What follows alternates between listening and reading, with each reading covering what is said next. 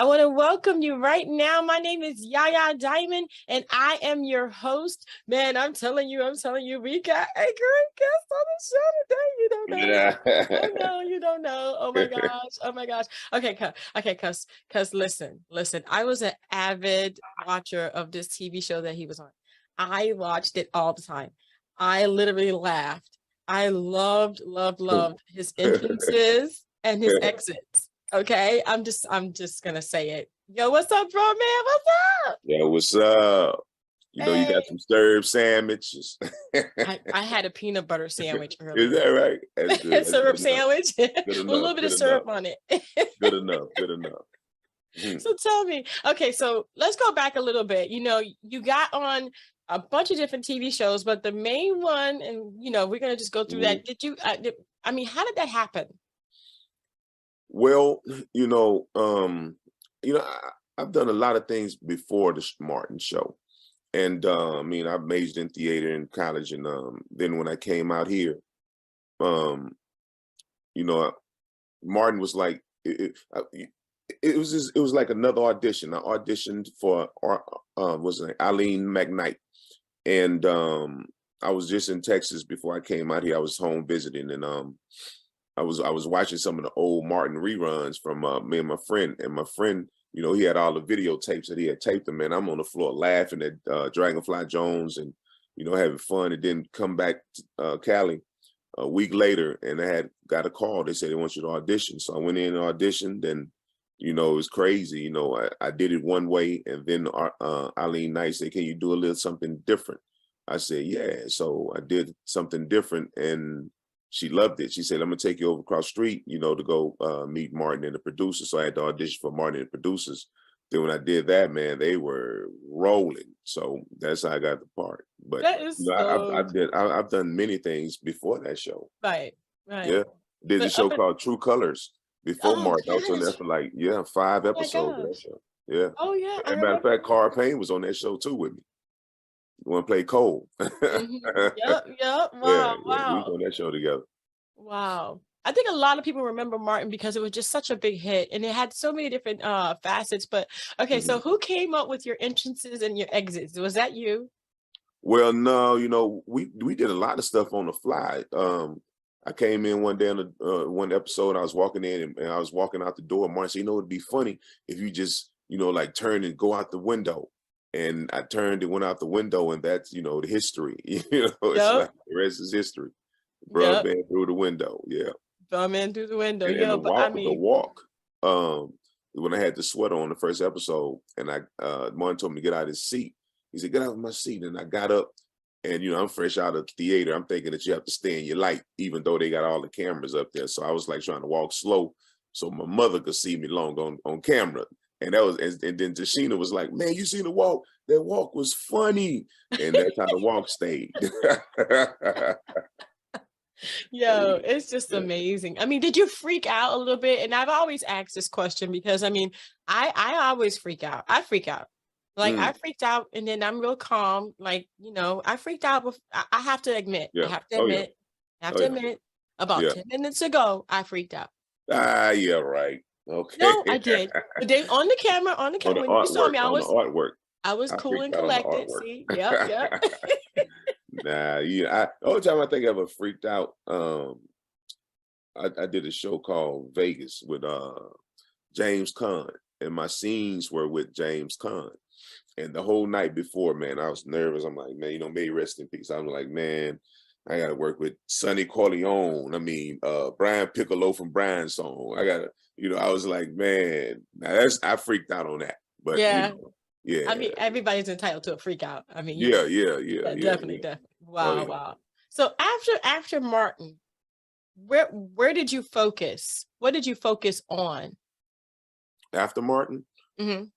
well, shoot, after Martin, the next thing that came up, I had to audition for Bernie Mac, and end up getting that part. And people don't realize I only did 12 episodes of Martin, and I did like 40 episodes of Bernie. So that was like the next step. I did that, and then from there, Parker's and ER, a lot of the things. So That's But wonderful. you know, but everybody know, like you say, they know the Martin thing. The They know the Martin Martin. is It where was I'm the it from. was the That's where they window. know it from. It was Yep, the yep. window and the food. I'm not gonna And lie. it, It was the window and the food. You set the tone. It was like nobody could be funnier than this guy. Nobody. Okay, that's it. He Dragonfly is the Jones was man. funny, man. That dude used to have me on the floor crying. Dragonfly. I'm talking about that. When he did that, I said I want to be on set to see every time you do Dragonfly Jones. Oh Even if I my wasn't on the gosh. show, I wanted to be there just to see that, man. That used to kill me. Wow. Wow. So, Yeah. okay. So now let's fast forward to today, because, a lot of people think that, you're not doing anything, or you're doing this, or you're not doing that, or you're not following your dreams, or you kind of lay back. I mean, Yeah. I've had people say, oh, she's dead. I'm like, dead? Oh, wow. When did she die? I mean, you know how people do, the whole Yeah. death thing comes up on the internet. She's dead. That's Oh not yeah. dead. Oh yeah. Oh Come yeah. on, Oh yeah. man. They said Come that on. about me. Oh my A lot of gosh. No people, they way. said, yeah, they say bruh man died, and somebody had put that they knew. They knew the exact how I died and where I died and the day I died and all that stuff. So, but no, I'm still working. I'm still, I'm doing stand up all over the country. About to do this play in Austin, Texas, and Nice. yeah, still doing, still auditioning and getting out there. And like I said, I've done so many things, man. And if you look at my resume, it's way longer than just bruh man. Yeah. A lot of dramatic stuff, a lot of comedy, and um, you know, I've been doing this since '89, and that's all I've been doing since '89. So Wow. Wow. yeah. Yeah, a lot of people say that comedians are making light of real situations, Mhm, and they're really not like funny, but they're like serious funny, and it mhm, really is something that you have to take a hold of and pay attention to. Like Robin Williams, he was very funny, but he mhm, had a very serious side to him that nobody really knew. I mean, we mhm. didn't know it. I didn't know it Yeah, because I'm yeah, not that close. But yeah. is George that Carlin the true? same way. George Carlin was the same way. Mm. Richard Pryor. I mean, all these guys, man. It's you just see things happen. I believe a lot of the best comics, because I didn't start as a comedian, but I believe the best comics know how to channel that um tragedy that probably happened in their lives, Mhm. and can see the tragedy in other people's lives, and they can make light of it. And at the same time, they're clever enough with it that you have people laughing at themselves, and at the same time thinking about, you know, um, is it that serious? Sometimes is it that serious? I mean, life, man, is so fast, man. I mean, you here today, you're gone tomorrow. So, whatever happened, when the remember the Count of Monte Cristo, it said, when that storm comes, and that storm will come, look at it in the eyes and say, do your worst, for I'm prepared to do mine. So Yeah. yeah, and that's how it is. I mean, comics are great at channeling that tragedy into laughter. And Richard Pryor and Robin Williams, they were like two of the best at it. Mm.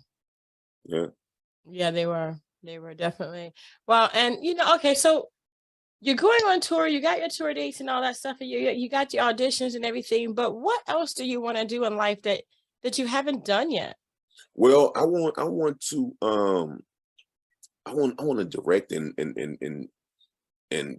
produce like my own films. That is so That's what I cool. think I'm gonna start doing. I'm gonna start making like starting off with like short films right now. I have a lot of ideas in my head.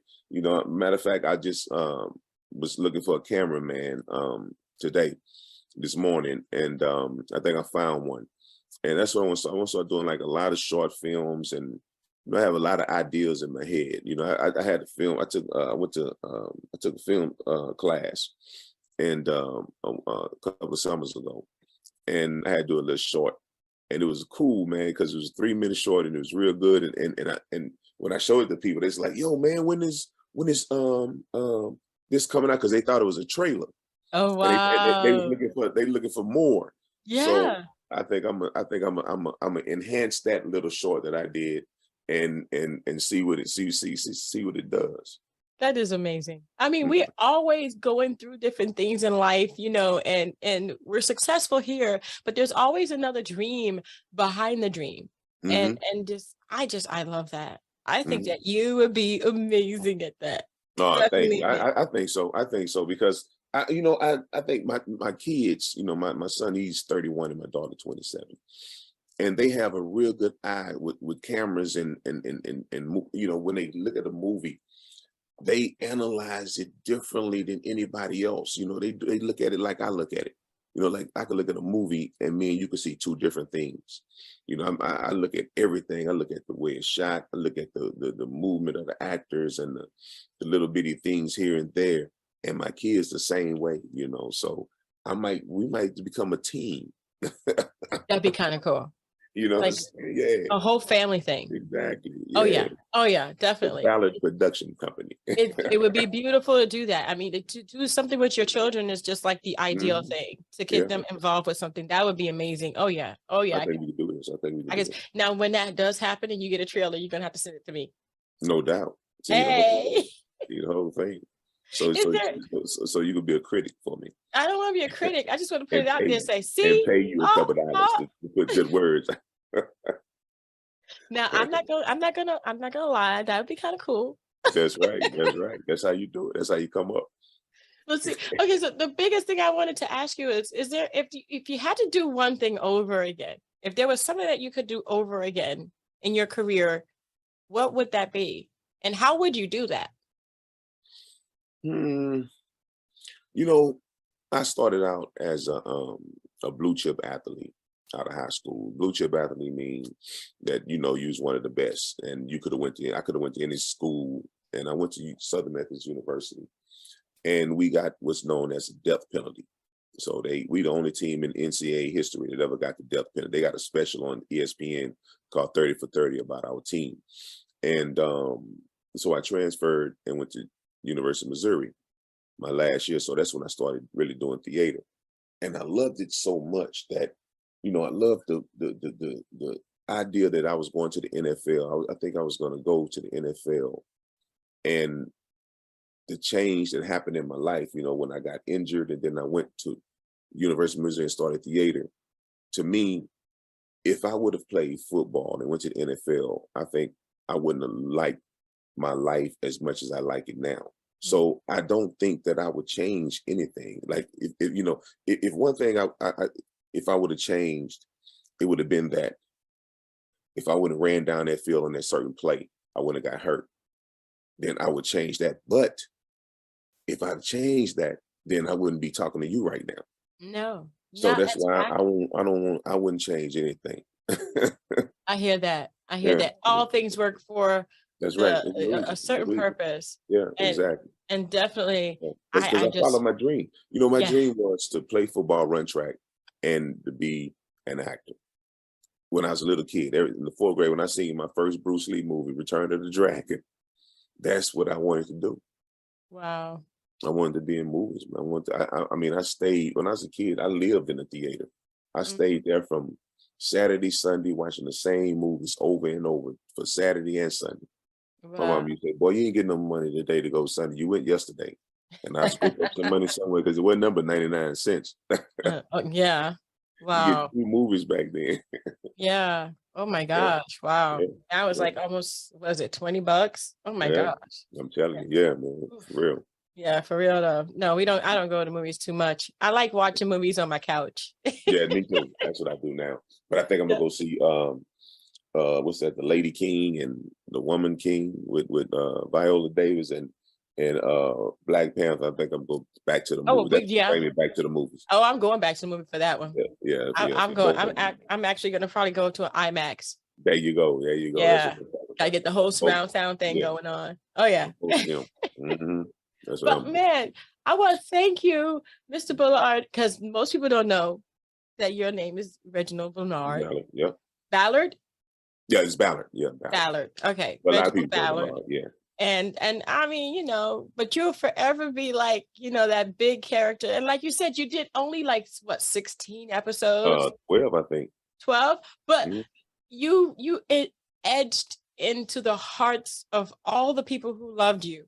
Yeah, that would Those think. 12 episodes. Yeah, I think it's just because everybody knows somebody like that. Everybody have uncle or a friend or a neighbor that's just annoying. You know, it's like, God, oh man, he come, y'all. He come, act like you don't see him. You know. Yeah, right. Don't answer the phone. Don't answer the phone. No. Don't say that. He come. You know, so everybody had that. You know, you always had that one dude. As soon as you open your chips, yo, can I have some of them? No, yeah, I know. And then the next thing you know, it's gone. It's like, what happened to the chips? Exactly. Mm-hmm. That's what we used to do back in the day. Somebody, as soon as you open, we used to open our bag. As soon as you open our bag, we cough in it. Yeah. You want that? I did that at lunchtime. At school. I'd be sitting there, be like, well, give me that little cone you can cough on. Yeah. You want that? That's right. The brother man wouldn't care though. No, brother man didn't care. And that's what I loved. I love the way you formed that character and you took it as your own. And for the 12 episodes, man, I could have sworn you did like the whole entire thing, but you didn't. But that's okay because you are forever etched in our hearts. You are the original Bro-Man, and you forever will be. Thank you very much. I appreciate it. When I die, at least, you know, I'm glad I left something for people to say, well, he was here. You were definitely here, and you definitely did it, and you're doing it. So tell me about where, okay, so you say you're going to be in Texas, right? We're going to do Austin. Okay. I'm doing the play. I forgot the name of the play. Ain't that something? And I just show up when they say come, I come. And then I'm going to be doing this college tour. I'm going to do University of Missouri. Matter of fact, the school, my alma mater. And then I think I'm going to do, I think these shows on the 1st, 2nd, and 3rd of September. University of Missouri, St. Louis. And I think I'm going to do another college in Iowa. So I'm doing those dates. And then I have a couple of them. I'm going to do Uptown in Atlanta. That's September 9th through the 11th. Awesome. That's like the day after my birthday. Oh, is that right? Oh, okay. Yeah. All right. Happy early birthday then. Thank you. So, man, I tell you so much. Reginald, thank you so much for being on the show. I appreciate it. You know, if there would be like some kind of advice that you could give to the listener, someone who, you know, their life is just, they got injured like you and they think that it's over, you know, what would you tell them? Hey, look, just like I said earlier, man, that storm going to come. But when it does, stare it in his eyes and say, hey, do your worst. For I'm prepared to do mine. And then take 7 breaths and push through to the other side. That's it. Awesome. Well, thank you so much for being on the show. I appreciate it. And thank you guys so much for watching. We're going to have all of his information in the description box and on the screen so that you can go ahead and go there. Where can people find you? They can find me I'm on Instagram at Brotherman_5thFlow and Reginald Ballard on Facebook and Twitter is Brotherman_5thFlow. And I think, TikTok, Brotherman_5thFlow. Awesome. We're going to have all that information in the description box so that you guys can go ahead and follow and, you know, follow, like, comment, subscribe, all that good stuff, man. And go see him. Go see him. If you're in the area. Uptown Comedy Corner, September 9th through the 11th at ATL. That's it. We're going to have that information in the description box as well. Thank you guys so much. And don't forget to dare to be different. Until next time, guys. Bye. All right, take it easy.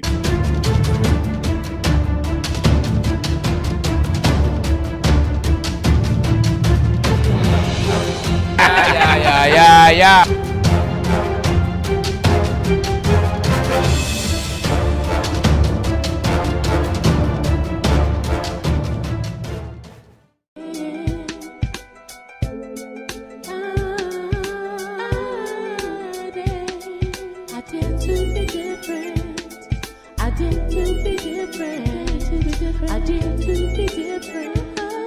I dare to be different.